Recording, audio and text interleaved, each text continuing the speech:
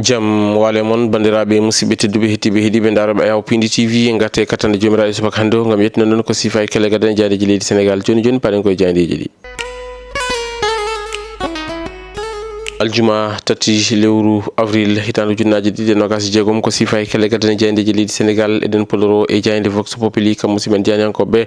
ɓe garti koko yuti e alhaali ɗum ganda kay kañum woni onon grève ɓe ganda kañum goni syndicat des transporteurs ɗo ete nder leydi sénégal ɓe ko leti kay hoore jagorɗo yonnani ɗen ɗon gueɗɗe ganda kay kañum woni vandalisme woni tan kelgol yoga e werlaji ɓe ganda kañum goni ɓe cuɓaki wadde grève ko ɗum jeeyi sababu noon kanko hoore jagorɗo waɗi convoqué eɗen ɗon jagorɗe kalfinaɗo gueɗe nder nderije kam e jagorgal kalfinangal ko yuti alhaali yaaha gara woni ɓe ganda kañum woni e jagorɗo ministre des transports kam e ministre des forces armées ɓe kala o rendini ɗumen gam wawde addude nden ko e kisal keeri ko wonande kay ɓe ganda kañum goni ɓe cuɓaki wadde grève suuɓiɓe gollade holno wiiri kam musidmen jandiyankoɓe ɓe gartini kadi e Mimi Touré mo ganda kay waɗi discours muɗum ko yuti alhaali on ɗon réforme ko yuti alhaali on ɗon kanɗon landa walla ni mbiyen on ɗon coalition Diomaye président ɗo wi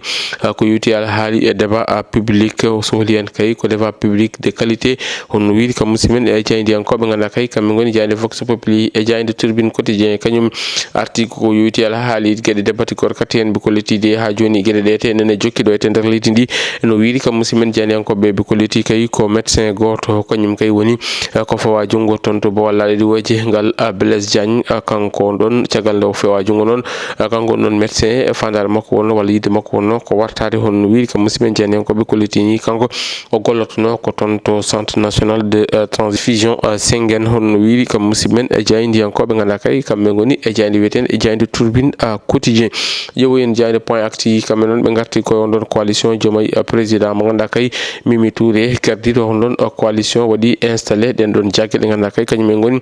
jeeyaɓe on ɗon coalition honno wiiri kam musidmen jandiyankoɓe ɓe duttanima noon on ɗon médecin mo ganda kay fawama junggo toon to bollade diwoje ngal Blaise Diagne ɗum noon ko caggal nde o tuma ko yuti alhaali e jeeyedemo e den ɗon gueɗe débatté gorkati en hakkude omo ganda kañum woni dossier Pape Cheikh Diallo kam e Djiby Dramé honno wiiri kam musidmen jandiyankoɓe jayde Sud Quotidien kañum arti ko yuti alhaali feeto indépendance ɗo ete nder leydi sénégal ñande 4 lewru avril woni ñalawma janggo ɓe kolliti kay wonande gueɗe ɗe kala paari toon to Thiès ɗo ete Thiès ne anniyi jaɓɓade hono gonɗon feeto honno wiiri kam musidmen e jandiyankoɓe ɓe gatti noon eko yuti alhaali ɗum ganda kañum woni gonɗon feeto ganda kay ma mawni toon to Thiès to ete jayde ganda kañum woni jayde wiyetede jayde révélation kañum noon arti koko yuti e alhaali ɗin ɗon feetuji ɗi ganda kay kañum woni feetuji Pâques kam noon e hawriti kadi e ko ganda kay kañum woni feeto indépendance ɓe kollino oɗo saaha joni ko caɗele tigui rigui woni ko teska yoga e ɓeskuuli ɗi saabu ganda kay kañum woni ko fewti e yaaha gara o sababu o noon ko on ɗon grève mo ganda kay ene teska ɗo ete nder leydi ndi ɓe kollitino wonde kay kam musidmen jandiyankoɓe ɓe garti hen noon ɓe kolliti kay wonande ɓe ganda kañumen goni syndicat en ɓe kañumen kay cuuɓi ko wadde prolongé woni tan ko jokkude on ɗon grève honno wiiri kam musidmen jandiyankoɓe jani guindirde Le Soleil kañum arti ko e célébration ko yowiti alhaali feeto indépendance ɗo ete nder leydi sénégal jogorgo yuɓinede toon to Thiès to ete honno mbiri kam musidmen jandiyankoɓe gueɗe ɗe kala a paari gam wawde jaɓɓade on ɗon feet ɓe garti noon ɓe dottinima tarih lawol garwaniwol ko Thiès jaɓɓino on ɗon feeto indépendance wonno ko hitande ujunere e temedde jeenayyi e capanɗe jeeɗiɗi e jeenayyi honno wiiri kam musidmen jaydiyankoɓe ganda kay kamɓe goni e jayde wiyetede e jayde guindire nde jayde Le Soleil ɓe gartini kadi e omo ganda kañum woni modulo hakkude muɗum e Sa Thiès ko yuti on ɗon combat mo ganda kay ne tija ñande 4 ndonde 5 nduɗo lewru avril honno wiiri kam musidmen e jaydiyankoɓe ƴeewoyen e jayde Rewmi Quotidien kamɓe noon ɓe garti koye on ɗon rupture pacte social mo ganda kay ɓe kolliti liggotoɓe leydi sénégal kolliti kay ne ganni wadde gré on ni ganni wadde gré walla ni ganni jippade e booli e lamorko ngo Dakar ɗum noon jogori wonde ko ñande 6 nduɗo lewru gonɗen honno wiiri kam musidmen jandiyankoɓe ɓe garti e de la presse mo ganda kay ko ngallan ballal fangal e galleji jaynirɗe ɗi ɓe kolliti jagorɗo ma ɓayin ngol ɗon doggol ɓe ganda kañum goni fodɓe hebde e on ɗon aide de la presse mo noon wonata ko aljuma janggo honno wiiri kam musidmen jandiyankoɓe ɓe garti jayde Rewmi Quotidien di jayde rewmi sport kañum arti ko yuti ala haali